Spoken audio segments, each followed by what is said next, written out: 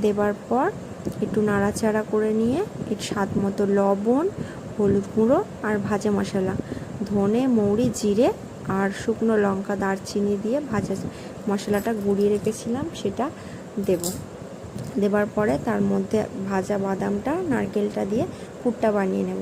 তারপর এক এক করে রুটির মধ্যে পুরগুলো ভরে রোল হিসাবে মুড়ে নেব। নেওয়ার পরে কর্নফ্লাওয়ারে চুবিয়ে একটু বেডস্কাম দিয়ে গাটাকে কোট করে নেব।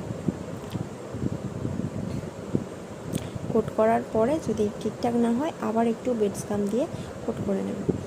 নেওয়ার পরে একটু বেশি করে তেল দিয়ে ভেজে নেব, লাল লাল করে তুলে পরিবেশন করলে বেশ ভালোই খেতে লেগেছে নিরামিষ এই নাস্তাটি, পেঁয়াজ ছাড়া। কারণ শনিবার তো আমাদের, তাই জন্য নিরামিষ, পেঁয়াজ কিছু দিতে পারিনি।